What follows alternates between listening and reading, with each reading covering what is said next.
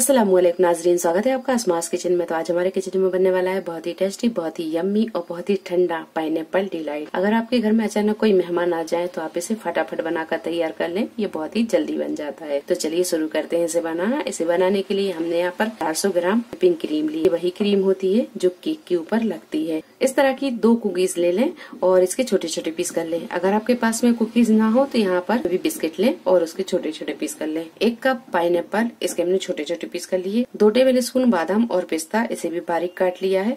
और आधा cup condense milk लेंगे। पाइनएप्पल एसेंस हो तो ले ले, ना हो तो स्किप कर दें। क्रीम को हम थोड़ा सा फेंट लेंगे। आप चाहे तो इसे हाथ से भी फेंट सकते हैं या फिर इलेक्ट्रिक बीटर से थोड़ा सा इसे फेंट लें। तो इसे हम बीटर से फेंट लेते हैं।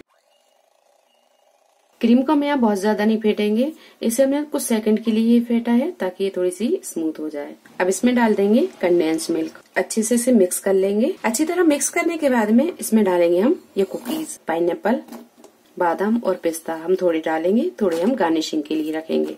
पाइनएप्पल एसेंस के 3-4 ड्रॉप डाल देंगे। ये सारी चीजों को अच्छी तरह मिक्स कर लेंगे।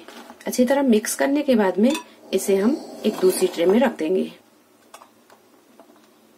डिलाइट की गार्निशिंग के लिए हम यहाँ पर पाइनएप्पल के पीस रख देंगे, थोड़े से बादाम के ये पीस रख देंगे, बारीक कटे हुए पिस्ता और बादाम डाल देंगे। तो इसे हम 2 घंटे के लिए रख देते हैं फ्रीजर में ताकि ये अच्छे से जम जाए। तो ये अच्छी तरह सेट हो गई है। अब इसे हम निकालेंगे।